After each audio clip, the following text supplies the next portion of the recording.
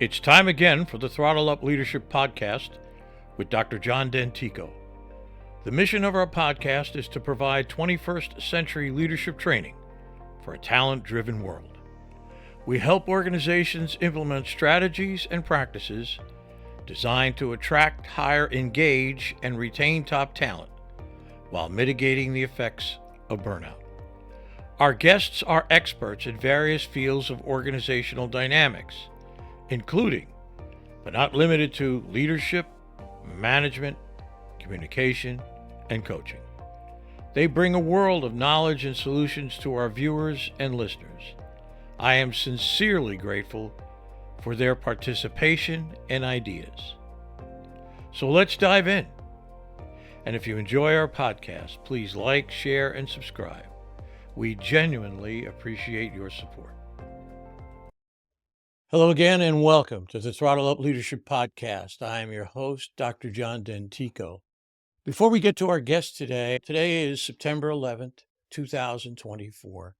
And I can't start my podcast today without remembering over 2,900 souls that lost their lives 23 years ago, and the people they left behind, their families and friends and associates.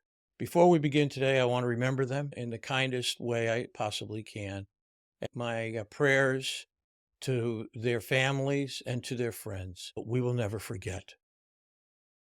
With me today is Marina Krivonossova, a content marketing specialist and founder of the B2B content marketing agency, RETOLD.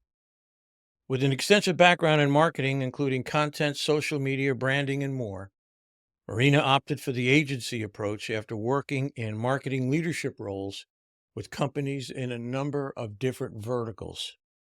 Today, she is passionate about bringing the power of storytelling and innovation into the world of content marketing to help companies solidify strategies that get results.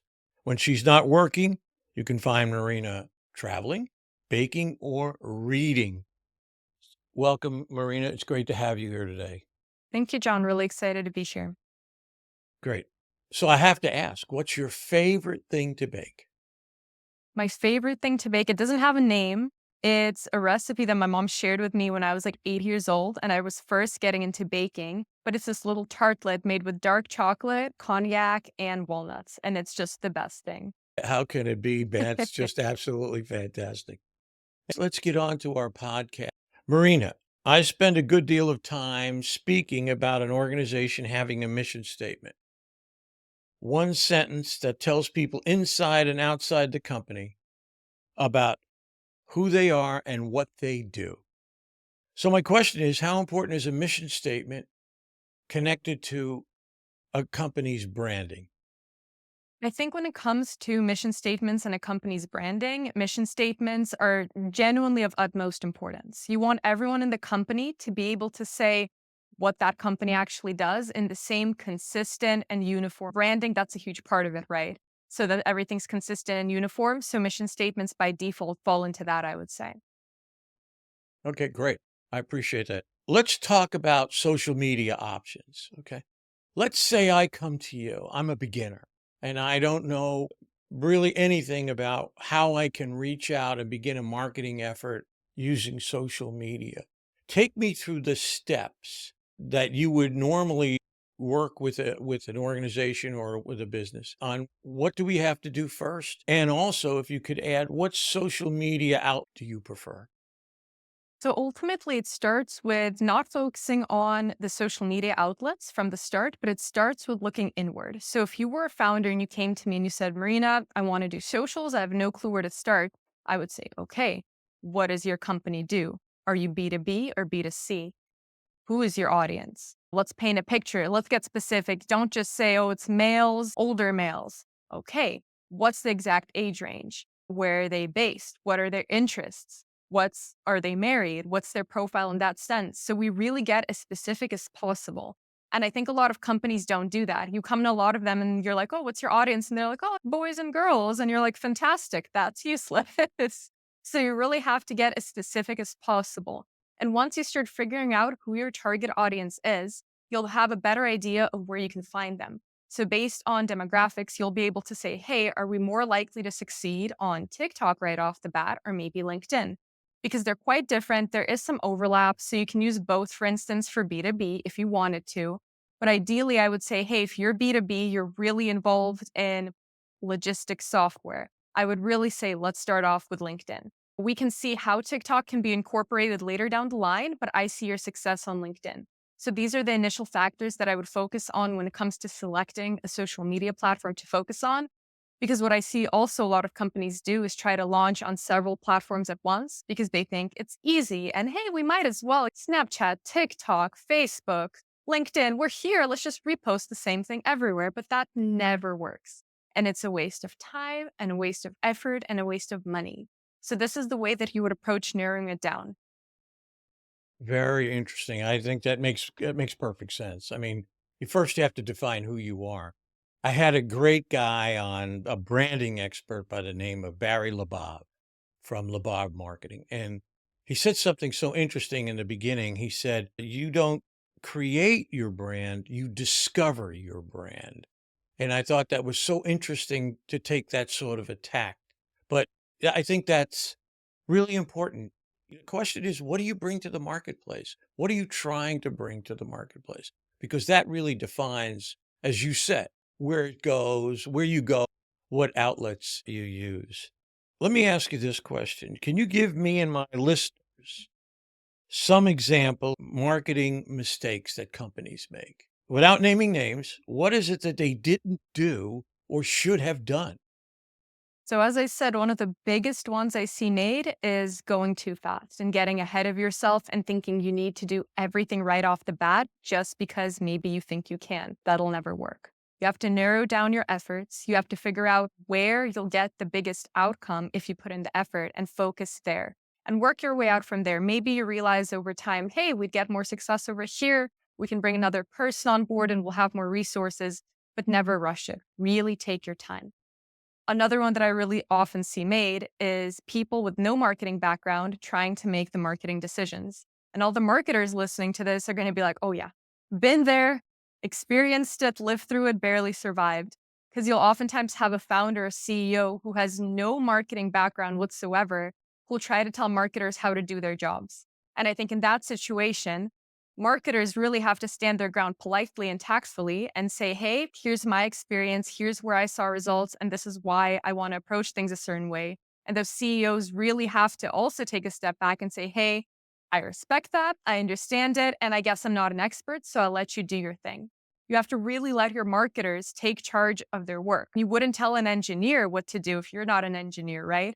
You wouldn't try to tell your doctor what to do if you're not a doctor. So don't treat marketing any differently. And another one that I see made is treating vanity metrics like leads. By vanity metrics, likes, comments, reshares, reposts. I once had a CEO, after we got a post on LinkedIn, get 300 likes. He was like, wow, we have 300 leads. And I was like, where? He goes, that post, I saw all the likes. And I was like, no, I was like, those aren't leads. They're just likes. And maybe we got a couple from potential leads, but we don't even know if they're leads yet. At least 50% were from just random people who are not at all leads whatsoever. But he was fully convinced that these are leads and he really wanted me in sales to pursue them as such. So that was my time to make a reminder of, hey, leads and vanity metrics are not the same thing. Very interesting. I agree. I think you can wooed into thinking that, oh my God, I'm so popular now. And the answer is maybe not. What is convertible, if you will, to a real sale? Very well said. Let me ask you this, and you may have already covered it, but I want to get a little bit more specific. Let's peel the onion back a little bit if we can. Tell me a story about an intervention you completed with a company, again, without naming names. What was the specific issue or issue that was at hand? What did they face? What did you do to help? And more than anything else, what was the result of your intervention, if you will? So, this is one that I've experienced a lot, but a very specific example comes to mind with a scale up who did not have anybody focusing exclusively on marketing. So, when it came to their social media, they were making the mistake of posting just whatever came to mind. They had no design that was standard. They had no content ideas that were standard. They were just posting whatever was on their mind. And sometimes a sales guy would post it on the business page. Sometimes the CEO would do it. Sometimes a random marketing consultant would do it. And when you looked at their social media, you would just be like, what is happening here? It's just a complete mishmash of random things. And I asked, does anybody come to you after seeing your social media? Like, where do your leads come from? Where do your prospects and customers come from? And they're like, yeah, it probably gets results. And if they weren't tracking in any data, they had no clue if all those efforts were actually making any impact. So it was a two-pronged approach, taking a step back and coming up with a proper strategy. And I mean, focusing on content pillars, types of content, making sure designs were organized and consistent and relevant to the brand. And the second thing was tracking KPIs and connecting them as much as we possibly could to revenue and to company outcomes, which is tough. Again, all the marketers out there are going to hear that and be like, yeah, but it's not always possible. And I understand it, but you have to track something. You have to track whatever's possible and make those connections in any way you can, because that's the only way to know if your marketing efforts are actually paying off. Very interesting. Very interesting. I appreciate those. Let's talk a bit about LinkedIn, because that's where I spend pretty much all of my social media time, if you will, on LinkedIn, business, B2B, that kind of orientation. How have you found LinkedIn as for real leads? I'd say for me personally, LinkedIn has been a huge source for leads, but maybe the way I approached it isn't how most people approach it, because I know a lot of people, they start their business or they join a new company and they're like, oh, now this is my time to get people in here. But that's not how I got my start on LinkedIn. I actually joined when I wasn't looking for work. I wasn't looking for leads. I just wanted to see what the platform was about. We were in the pandemic. I had the time. I was like, yeah, let's see what's on here. And I started practicing my writing more, my social media writing. I started talking to people and really building those relationships. So when I launched my company at the end of 2023, those people who knew me from the past were like, oh, now you're doing this. Now I can ask you for your services. And to me, that was like just a stark reminder of the impact relationships and generally being there for people can have. When you go on LinkedIn, don't think of it as a place to get leads and a place to just sell. Focus on those relationships. Focus on the people behind the accounts. Because even if you're there to sell, which isn't a bad thing, right? All of us are here to make money. We live in a capitalist society, and that's okay. But don't focus on that. Don't let that be your number one goal, because you're only going to hurt yourself at the end of the day. Very interesting. Yeah, I think you're absolutely right. I have to tell you, it's been about a year and a half now. I went through a complete rebranding of my own website and my own work. Um, I had fallen into the trap of being, eh, quote unquote, the hero. The idea that I was going to come in and help people fix issues and problems. And then I went through, I don't know if you're familiar with Don Miller's story brand training I went through. And I came back and recognized that I had to completely reverse all my marketing efforts, particularly concentrating on the website, for example, as a way to do it. This is the pathway to reverse what I did. What I had done in the past was I said, okay, this is John Dentico. This is what he does. Okay, here it is. And nobody cares. And the reason is because what I learned was how important it is to alleviate someone else's pain, how to fix, or not to fix, but help to guide them through a process that can alleviate the issues and the problems that they have. If you think about it, the term "let's Google it" is all about that. It's all about having an issue or having a problem or having a discomfort. And you Google it, and all of a sudden, instant gratification if you fixed it. A lot of it is based on, in fact, most of it is based on building a brand story. And I know that's very important to you as well. So tell me, Marina, about the importance of a brand story and how you might go about, in an overview way, how you might go about creating a brand story for an organization. So, a brand story is absolutely important if you want to be able to stand out from your competition and actually appeal to potential customers. I mean, think of it this way: how many shoe brands are there out there? How many companies are there offering marketing services? How many podcasts are there out there? There's a ton. I can't name them all. I can't count them all. And what differentiates them? Probably not the product, really. Fans will say what they will, but Nike shoes, Adidas shoes, Reeboks, they're made in very similar factories on the opposite end of the world from where you and I are based. And they all cost about $2 to make. They're not that different. So what sets them apart? What makes people say, yeah, I want those shoes? And those shoes are worth $300 to me. It comes down to the brand story. That's what appeals to people. And that's what I always say. If you don't feel the impact of a brand story, tell me about your favorite brand. And I guarantee there's a ton of companies offering the exact same product. You just care about the brand story. So when it comes to a company creating their own brand story, it ties back to the mission statement. What do you stand for? What do you want customers to feel when they think about you? What do you want customers to think about and say about you when you're not in the room? What do you want people to take away from interactions with you? Those are all components to consider when building your brand story. And those are the questions I'll ask when we're building your brand story together. Very interesting. You also talk about human-centric marketing. I know that's important to you. Can you weave those two together? Centric marketing and brand story. Tell me how you come to the marketplace with that. So, human centric marketing, at least to me, means focusing on the people who are going to be buying your products or services. It means taking the focus off of yourself and the actual, maybe tangible item you're selling and shifting that focus to the person, how you can help the person, the impact you can make for them. So, as you said, focusing on the relief you provide a customer rather than the item itself. Even think of it from the perspective of actual medication. If I'm selling Advil, if I'm selling ibuprofen, I'm not just saying, ooh, I have a pill for you. I'm going to say, this is going to fix your muscle aches. This is going to fix your stomach aches. This is going to change your life. You're going to be able to live freely and live how you want. So, in that sense, focusing on the people who you actually want to make an impact to ties directly into that brand story. Very interesting because that's exactly how medications are marketed. If you look at medications, it's how can I free you up? How can you have a better life? How can I get pain out of your life? Those kinds of things. So again, you're absolutely the idea that people can live a better, more healthful life based on the medications is exactly the storyline, if you will, that they really appreciate that. I think it's very important. I think marketing sometimes to people can be a dark art. Yeah. It's how do you market? Where do you market? All these different things. It's hard. It's a hard thing to do unless you've had some experience with it and understand.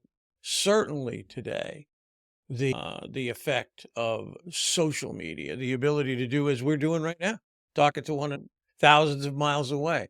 So I think understanding and applying is really important.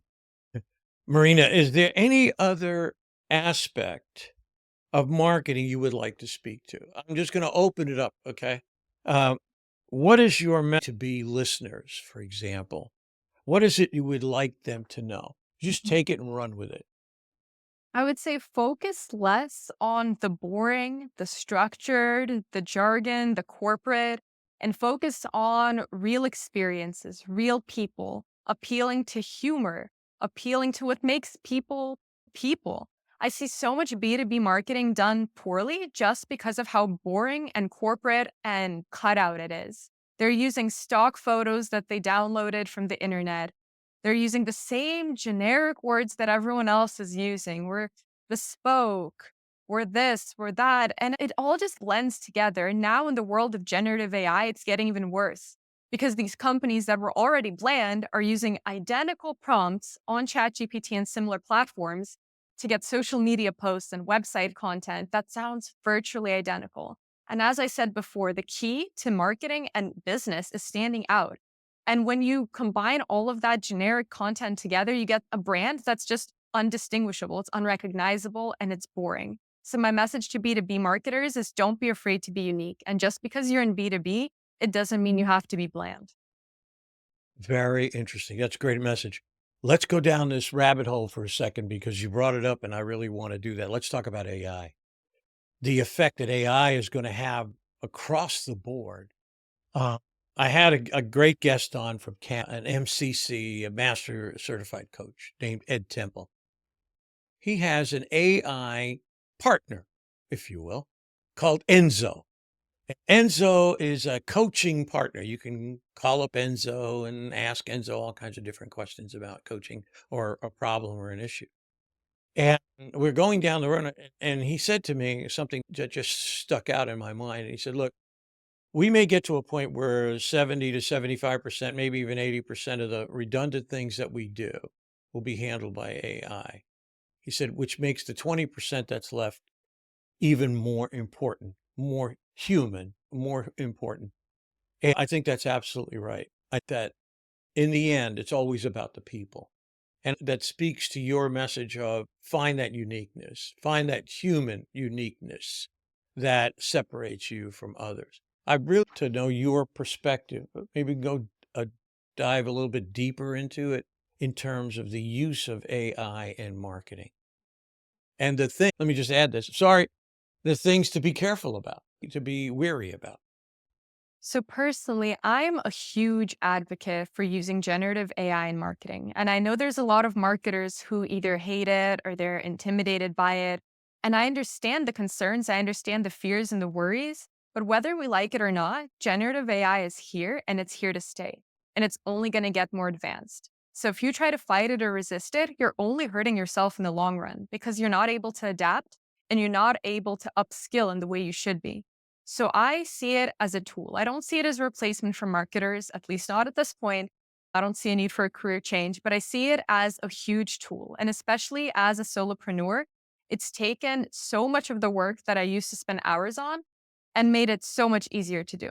So I think if you're a marketer and you know about Gen AI, you should be learning about it, you should be using it, and you should be trying to understand how to manipulate it to your advantage because it can make your life a whole lot easier by alleviating all those boring tasks.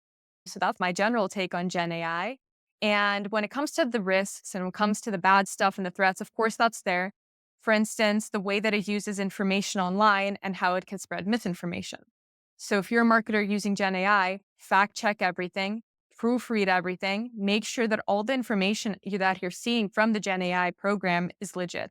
It's really hard to recognize it sometimes, and it's really easy to get fooled.